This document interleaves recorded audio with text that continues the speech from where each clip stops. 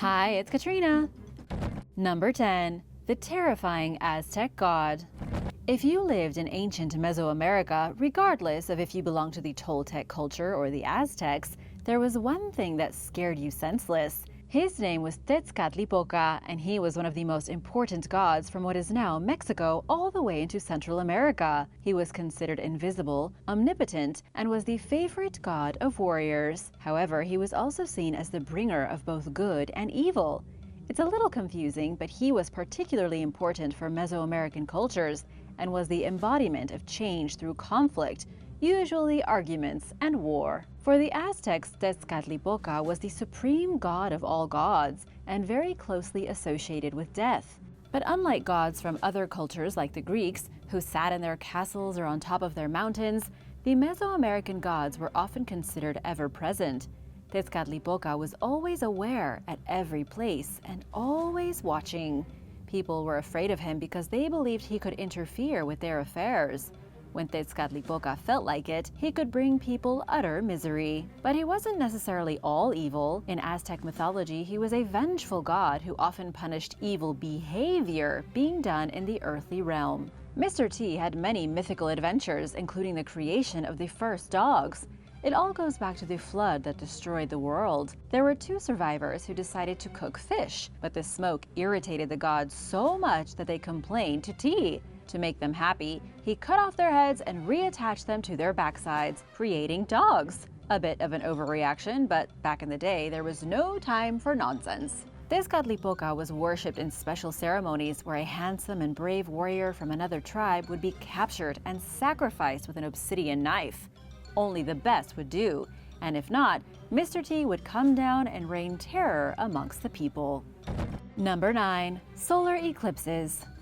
Thousands of years ago, people were utterly terrified of solar eclipses. The first documented solar eclipse happened about 5,000 years ago. The moon passed between the Earth and the Sun, and there was total darkness. The ancient people did not like this at all. You have to remember, primitive people were obsessed with astrology. The changing of the seasons, the comings of the solstices, it was all very important to their way of life. Astronomy and astrology were the same.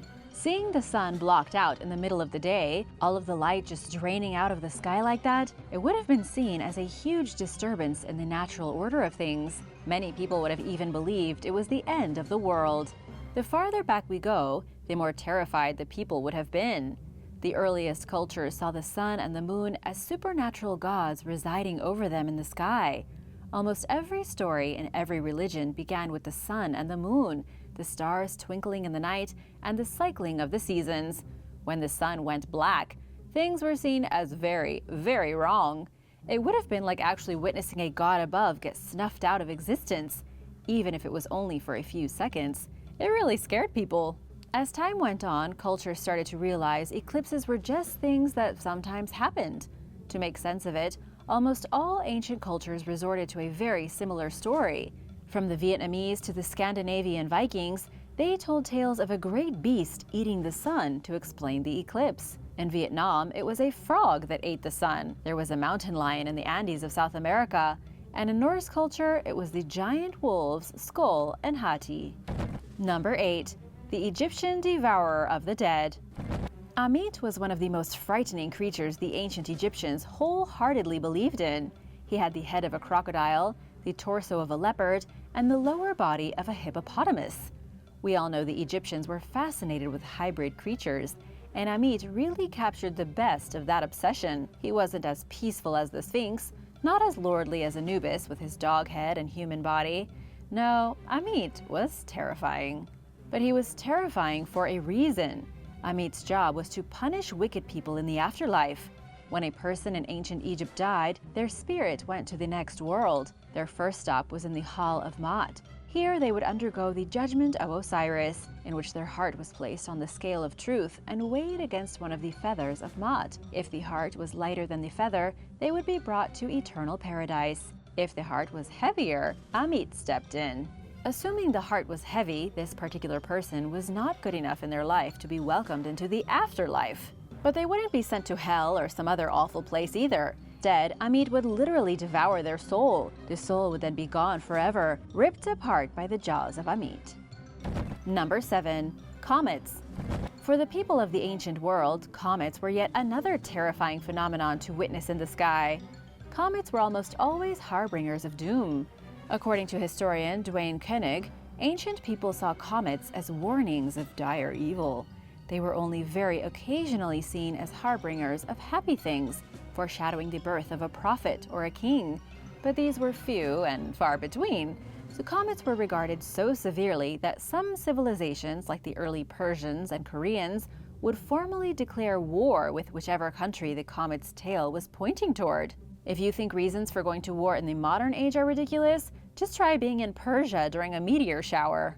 Pliny the Elder, the most famous historian from Rome, wrote extensively about comets. He believed a comet only appeared during certain times when things were going terribly wrong. For example, he claimed there was a comet in the sky the day Nero succeeded Claudius as the emperor of Rome. Then there were apparently comets all throughout Nero's rule until he was finally gone. It didn't stop with the Romans. In 1066, the famous Battle of Hastings was preceded by Halley's Comet streaking across the sky. It turned out to be the end of the Anglo-Saxon king. In 1528, there was a comet the color of blood that apparently made people sick during the Reformation. It wasn't until 1608, when the telescope was invented, that people finally realized comets are actually just pieces of rock in space. Although that didn't stop mass panic in 1910, when Halley's Comet appeared and perfectly modern people hid inside wells and caves. Are you afraid of comets? Let me know in the comments below. Number 6. Snakes and spiders. There is one fear that seems to be greater than anything, and it's one we still share today with our oldest ancestors. Anyone who has ever seen a snake, a spider, or a scaly reptile and shrieked in horror knows what I'm talking about. We have been scared of snakes and spiders, as well as other creepy crawly things, since we had brains. If you've ever wondered why, it all goes back to evolution. According to National Geographic, the earliest brains of our ancestors had to be effective at identifying threats, specifically reptile threats. Way before humans were the modern version of humans we are today, while we were still evolving from our earlier and more primitive ancestors, the environment was totally dominated by reptiles. And because reptiles were a lot bigger before, and a lot meaner, early humans made quick meals for giant snakes and lizards. All these years later, we are still afraid of snakes, spiders, and other scary animals that might bite us. It's not that we think these things are ugly, but it's hardwired into our brains. On a scale of 1 to 10, how afraid are you of snakes and spiders and creepy crawly things? Let me know in the comments. Number 5. Volcanoes. The Vikings were terrified of volcanoes. You can't really blame them, but still, they hated them. To make matters worse for the Vikings, they were always settling on new islands that happened to have volcanoes on them. Quite often, they would arrive someplace, start exploring, and then the ground would shake.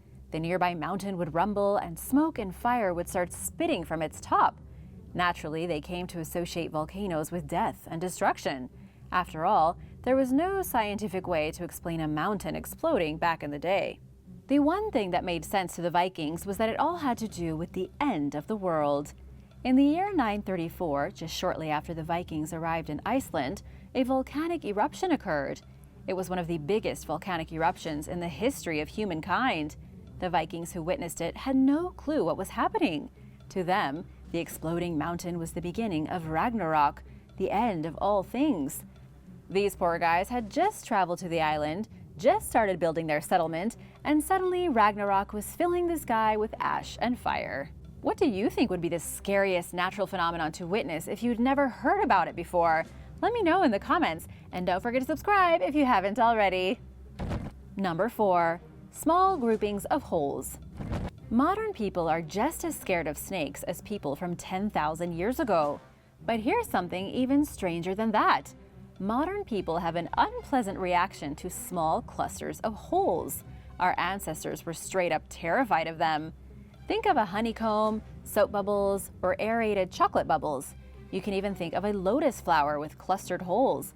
Looking at these things gives humans a subtle sense of unease. We're not exactly terrified, at least not these days, but we still get uncomfortable. Scientists have known about this for a long time, but only recently figured out why. The actual name for the fear is called trypophobia, and it's a result of millions of years of evolution.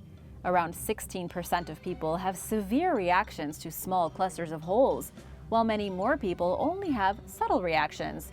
Geoff Cole from the University of Essex called it the most common phobia that nobody has ever heard of. Do you have it? Hopefully this isn't too uncomfortable for you. It goes back to our ancestors who learned how to identify poisonous animals in the wild. If you look at a blue-ringed octopus, a deathstalker scorpion, any of the dozens of poisonous spiders, and even the king cobra snake, you will see they all have one thing in common. They have bright patterns of spots that look similar to small clusters of holes. Our brains make the association between the holes on a lotus flower and the spots of a cobra, and it creates a fear response. We know today not to be scared, so most people don't scream at the sight of holes. But ancient people had a much harder time dealing with it. What do you think? Does this make sense? Let me know in the comments. Number 3. Diseases. According to many historians, religion throughout the centuries has been based on fear. Specifically, many religious deities from different cultures stemmed out of the fear of something. Snake gods because of the human fear of snakes, war deities because of a general terror of war, and death gods because people really were afraid of dying. What ancient people were also afraid of was getting a disease and suffering a sickness. When the first plague struck in the 6th century, the Justinian plague, people thought it was caused by angry gods seeking to punish humanity. It helped explain all the bad things that were happening in the world. Hariti is the Buddhist goddess whose specific job it is to ward off smallpox. Statues of Hariti have been excavated all throughout India since around the 5th century BC. This was when the first smallpox outbreaks started to occur globally. As soon as children started being affected by smallpox, ancient Buddhists began worshipping a goddess they made up out of thin air. It goes to show just how horrified people were of getting sick, so much that they made up their own gods to protect them from disease. Number 2. Demons in Mesopotamia. The ancient Mesopotamians were absolutely terrified of demons. They lived in constant fear that their lives would be corrupted and destroyed by an evil spirit. For the Mesopotamians, demons came in all shapes and sizes. A demon could be the wind itself. It could come in the form of a thunderstorm, or it could represent an illness ravaging the body. Because people didn't understand natural forces, they attributed basically everything to demons. But demon mania really started to take off during the reign of the Assyrians in 934. It was around this time when people started to wear protective amulets wherever they went. They would hang these amulets around their necks and even put extras on the walls of their home to protect them from being invaded by demons. The amulets fought fire with fire, as they often displayed images of the fearsome demon named Pazuzu. To the Assyrians, Pazuzu was the most terrible wind demon of all. He had a head like a dog, a slim human body, clawed hands, eagle wings, and the tail of a scorpion. He was so awful that the Assyrians believed he would protect them from other demons infiltrating their houses. Demons like Lamashtu, who was known to hurt pregnant women and take away their babies. She had donkey ears, stringy hair, and talons for feet. When a pregnant woman began to suffer from some unknown medical issue, the Assyrians would bring in an exorcist to banish the demon Lamashtu that had surely snuck into the woman's body. Number 1. Hades and the Underworld. Hades in Greek mythology was the brother of Zeus and Poseidon. Zeus ruled over the earth, Poseidon ruled over the sea, and Hades ruled the underworld. But unlike the other gods, there aren't actually that many written accounts of Hades. The Greeks kind of stayed away from him, not even wanting to depict him in their ancient artwork.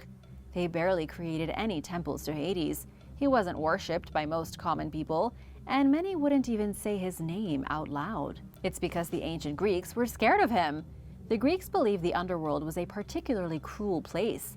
It was filled with awful monsters, giants with hundreds of hands, dogs with too many heads, and Hades presiding over it all. Sure, the Elysian Fields was a paradise within the underworld, but this was only for heroic figures. Most other people ended up in the fields of the Asphodel, a very uninteresting limbo where people shambled around as wisps for eternity.